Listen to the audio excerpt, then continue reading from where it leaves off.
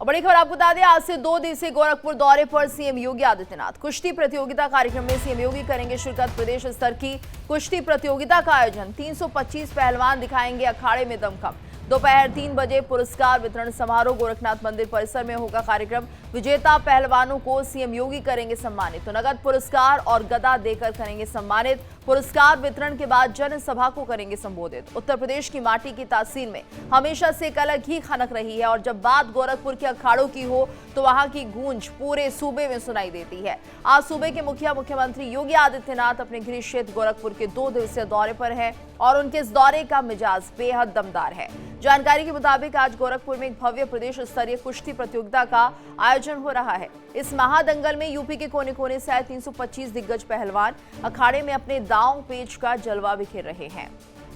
तो खेल और खिलाड़ियों को बढ़ावा देने के लिए खुद सीएम योगी इस दंगल में शिरकत करेंगे और विजेताओं सूरमाओं को अपने हाथों से पुरस्कृत करेंगे। तो देखिए, बात सिर्फ खेल और अखाड़े तक ही सीमित नहीं है। कुश्ती के इस रोमांच के तुरंत बाद सीएम योगी एक विशाल जनसभा को भी संबोधित करेंगे। तो खेल के मैदान से लेकर सियासी रणभूमि तक आज पूर्वांचल से सीएम योगी क्या बड़ा संदेश देंगे, सबकी निगाहें इसी पर टिकी हुई है। तो दोपहर 3 बजे पुरस्कार वितरण कार्यक्रम होगा गोरखनाथ मंदिर परिसर में। ये विशेष कार्यक्रम होने जा रहा है और ऐसे में 2 दिवसीय दौरा है। गोरखनाथ मंदिर में रहेंगे और विजेता पहलवानों को यहाँ पर सम्मानित भी किया जाएगा। तो नकद पुरस्कार और गदा देकर सम्मानित किया जाएगा। तो देखिए, पुरस्कार वितरण के बाद जनसभा को संबोधित भी करेंगे सीएम योगी और क्या कुछ कहेंगे, इसी पर सभी की निगाहें लगातार लगी हुई है। तो आज से गोरखपुर के 2 दिवसीय दौरे पर सीएम योगी आदित्यनाथ और ये विशेष कार्यक्रम जिसमें उन्हें शिरकत करनी है। कुश्ती प्रतियोगिता कार्यक्रम में सीएम योगी शिरकत करेंगे और उसके बाद जनसभा को संबोधित भी किया जाएगा। तो प्रदेश स्तर की कुश्ती प्रतियोगिता का आयोजन किया गया है। 325 पहलवान अखाड़े में अपना दमखम दिखाएंगे। 2 दिवसीय ये दौरा है और बहुत और भी कुछ बड़ी बातें यहाँ पर सीएम योगी आदित्यनाथ कहते हुए नजर आएंगे अपनी जनसभा को जब वो संबोधित करेंगे। और ज्यादा जानकारी के लिए रुक कर लेते हैं, हमारे साथ ब्यूरो हेड सुशील तिवारी जी जुड़ गए हैं। सुशील जी, क्या कुछ कार्यक्रम है सीएम योगी आदित्यनाथ का?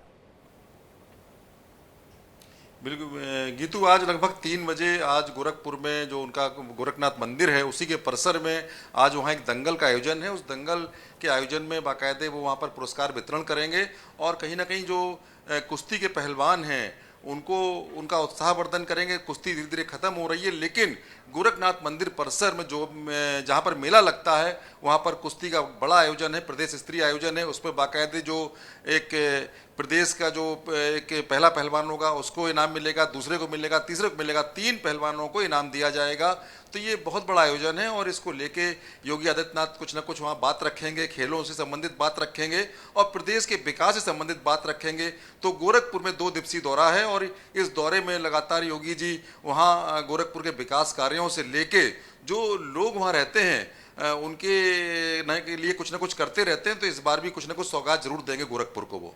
बिल्कुल। और यहाँ पर सुशील जी देखिए, संबोधन भी होगा, तो ऐसे में जब जनसभा को संबोधित करेंगे तो क्या कुछ कह सकते हैं, क्योंकि आगामी समय में चुनाव भी होने हैं, तो ऐसे में कितना खास ये संबोधन रहेगा?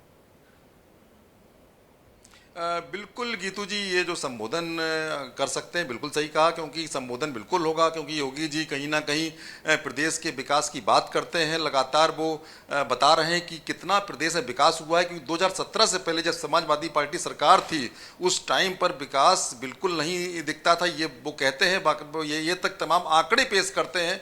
तो लगातार कहीं ना कहीं जो कांग्रेस है और समाजवादी पार्टी है, दोनों को आड़े हाथों योगी जी ले रहे हैं। तो आज भी उम्मीद है कुछ ना कुछ इस तरह के तथ्य पेश करेंगे जो कम से कम लोग जाने, क्योंकि योगी जी लगातार प्रदेश के विकास में जिस तरह सहभागिता कर रहे हैं, तमाम जो बड़ी बड़ी कंपनियां आ रही हैं, रोजगार मिल रहे हैं, तो उसको लेके लोगों को ये बताने का प्रयास कर रहे हैं कि डबल इंजन की सरकार ही वो आपका भला कर सकती है। तो इस बार भी जो कहीं ना कहीं डबल इंजन सरकार को फिर से आप उत्तर प्रदेश में योगी सरकार को लाने का कष्ट करें। बिल्कुल। और ऐसे में देखना होगा कि क्या कुछ बड़ी बातें आज इस संबोधन में हमें सुनने को मिलेगी। धन्यवाद आप। और इस बीच आपको बता दें, झारखंड में छात्र आंदोलन का 24वां दिन है। ये बड़ी खबर आ रही है, झारखंड में छात्र आंदोलन का 24वां दिन। झारखंड सरकार ने भेजा बातचीत का प्रस्ताव। तो आज रांची में होगी छात्रों के प्रतिनिधियों से बात, कानूनी सलाहकारों के साथ जाएंगे छात्र। ये बड़ी खबर इस वक्त सामने आ रही है। झारखंड में छात्र आंदोलन का 24वां दिन। तो ऐसे में झारखंड सरकार ने बातचीत का प्रस्ताव भेजा है। आज रांची में होगी छात्रों के प्रतिनिधियों से बात। तो कानूनी सलाहकारों के साथ जाएंगे छात्र। 24वां दिन है और क्या कुछ बातचीत में रहता है ये देखना होगा। लेकिन ये तस्वीरें देखिए देवेंद्र महतो से जिस तरह से धक्का मुक्की की गई थी प्रदर्शन के दौरान, गुस्से में अब झारखंड के छात्र आ गए हैं। दूसरी तस्वीर में इनका गुस्सा समझा जा सकता है। और अब सोरेन से इस्तीफे की मांग की जा रही है। जिम्मेदारी लेते हुए सोरेन इस्तीफा दे, ये कहा जा रहा है। वहीं आज करेंगे पुतला दहन, ये बात भी सामने आ रही है क्योंकि प्रदर्शन अब काफी उग्र होता हुआ दिखाई दे रहा है।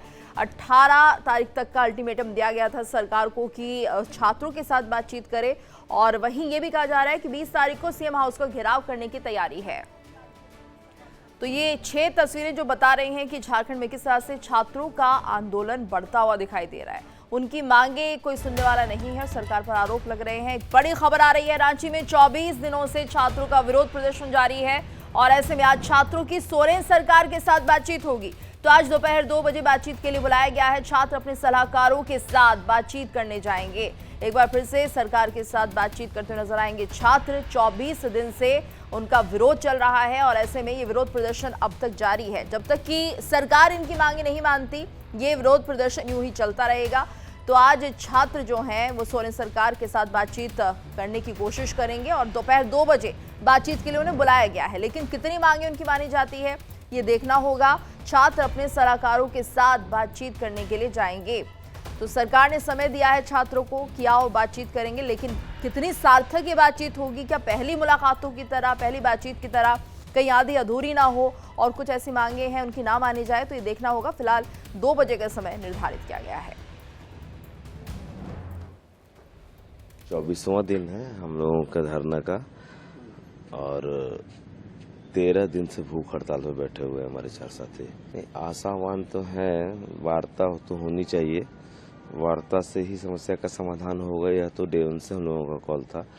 अब देखना यह है कि सरकार की मंशा कितनी है, हमारी मांगों के प्रति कितनी गंभीर है सरकार वास्तव में समस्या का समाधान चाहती है या जिस प्रकार से खबरें कुछ जो चल के आ रही थी कि सरकार हमारे कुछ साथियों के साथ प्रलोभन या दबाव, ऐसी कुछ स्थिति उत्पन्न हो रही थी जिससे यह प्रतीत हो रहा है कि सरकार साजिश कर रही है। और इसी पर ज्यादा जानकारी के लिए रुक करेंगे न्यूज रूम का, जहां पर मेरे सहयोगी उत्कर्ष जुड़े हुए हैं। उत्कर्ष, क्या माना जाए, आज सरकार के साथ छात्रों की बातचीत होनी है, लेकिन पहले भी बातचीत हुई है, तो क्या आज सरकार तैयार है इन छात्रों की मांगे मानने के लिए या फिर कुछ और पेच यहां पर निकलता हुआ दिखाई देगा? और बिल्कुल गीतू, देखिए करीब 24वां दिन है आज छात्रों के आंदोलन का और ये आंदोलन शुरुआत जो है वो खासतौर पर झारखंड में अलग अलग मुद्दे को लेकर हुई थी। सबसे पहला मुद्दा था 14वीं प्रारंभिक जेपीएससी की परीक्षा यानी कि झारखंड पब्लिक सर्विस कमीशन।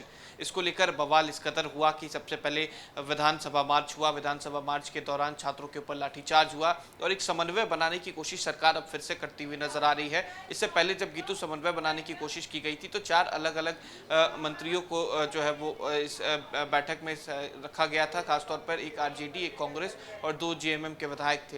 लेकिन इस बार बताया जा रहा है कि जो झारखंड के चीफ सेक्रेटरी हैं वो भी इस बैठक में शामिल होंगे। जो छात्रों के साथ वार्ता करने की बात है इसमें अधिकारी भी शामिल होंगे और कोशिश ये है कि समन्वय बनाया जा सके, क्योंकि करीब 24वां दिन है और आज और खासतौर पर 18 अगस्त यानी कि कल वो अल्टीमेटम आखिरी दिन है कि छात्रों की बात मानी जाए, वरना छात्रों का प्रदर्शन जो है और आंदोलन के तौर पे बदल सकता है। तो कहीं ना कहीं एक परेशानी सरकार की भी बढ़ चुकी है कि छात्रों की बात सुनी जाए। बिल्कुल, छात्रों की महज 3 ही मांग है, सीबीआई की जांच और साथ ही साथ जो प्रारंभिक और अब अगर ये मांगे नहीं मानी जाती है तो अब सोरेन का इस्तीफा तक मांगा जा रहा है। अब देखना होगा कि आखिर झारखंड की राजनीति में और क्या कुछ प्रभाव इस आंदोलन से पड़ता है। धन्यवाद उत्कर्ष इस पूरी जानकारी के लिए। और बड़ी खबर आपको बताएं, वंदे मातरम पर सियासी संग्राम जारी है। ये बड़ी खबर सामने आ रही है। वंदे मातरम के अपमान पर बीजेपी का हल्ला बोल। तो देश भर में बीजेपी ने विरोध प्रदर्शन किया है। सोनिया गांधी के खिलाफ 3 शिकायतें दर्ज की गई है। कर्नाटक के मंगलुरु में बीजेपी ने दर्ज कराई है शिकायत। तो दिल्ली में हिंदू सेना वकीलों ने शिकायत दर्ज कराई है। वंदे मातरम के अपमान पर बीजेपी का हल्ला बोल और ऐसे में देश भर में बीजेपी विरोध प्रदर्शन कर रही है। तो सोनिया गांधी के खिलाफ 3 शिकायतें दर्ज हो चुकी हैं। कर्नाटक के मंगलुरु में बीजेपी ने शिकायत दर्ज कराई है। दिल्ली में हिंदू सेना वकीलों ने शिकायत दर्ज कराई है। वंदे मातरम के गायन को लेकर जिस तरह से सोनिया गांधी का वीडियो सामने आया उसके बाद यहाँ पर बीजेपी हल्ला बोल करते हुए नजर आ रही है। विरोध प्रदर्शन किया जा रहा है कि ये वंदे मातरम का अपमान था जो कि सोनिया गांधी ने किया। और ये 4 तस्वीरें देखिए किस तरह से गुस्सा लोगों का बना हुआ है। लखनऊ की तस्वीरें, वंदे मातरम पर सियासी संग्राम जिस तरह से बढ़ रहा है, ये तस्वीर है लखनऊ की। वहीं नई दिल्ली में भी देखिए विरोध प्रदर्शन किए जा रहे हैं। रायपुर की बात करें, छत्तीसगढ़ की, तो वहां पर भी वंदे मातरम के अपमान को लेकर यहां पर विरोध जताया जा रहा है। जयपुर राजस्थान की तस्वीरें देखिए जहां पर लगातार बीजेपी के जो कार्यकर्ता है वो सड़कों पर है विरोध जताते हुए कि जिस तरह से वंदे मातरम का अपमान हुआ है वो सही नहीं है। और एक और बड़ी खबर आपको बता दें, वंदे मातरम को लेकर गृह मंत्री अमित शाह का बयान भी सामने आया है। अमित शाह ने राहुल गांधी और कांग्रेस पर निशाना साधा। कांग्रेस ने वंदे मातरम को रोकने का काम किया है, अमित शाह का कहना है। कांग्रेस को देश की जनता से माफी मांगनी चाहिए। वोट बैंक के लिए कांग्रेस ने वंदे मातरम को भुला दिया था। क्या कुछ कहना है अमित शाह का, सुनाते हैं आपको। कांग्रेस पार्टी के मुख्यालय पर वंदे मातरम का गान हो रहा था। सोनिया जी ने कांग्रेस अध्यक्ष को गान रोकने का कहा। हम सब टीवी पर देखते रह गए। 80 साल के बाद बंकिम बाबू का ये अमर मंत्र, अमर गान जब फिर से सम्मान प्राप्त कर रहा है, वो भी सोनिया जी को राज नहीं आता है। सोनिया जी, 140 करोड़ की जनता आपको देख रही है। आपके द्वारा किया गया ये पाप इस देश की जनता कभी माफ नहीं करेगी, कभी माफ नहीं करेगी। और यहां पर रुकेंगे एक छोटे से ब्रेक के लिए। जल्द हाजिर होंगे, बने रहिए हमारे साथ। देखिए इंडिया डेली 24/7 अब आपकी स्मार्ट टीवी पर। इंडिया डेली मौजूद है सभी डिजिटल प्लेटफॉर्म पर लाइव और लगातार। इंडिया डेली 24/7 हर दिन राष्ट्र को समर्पित।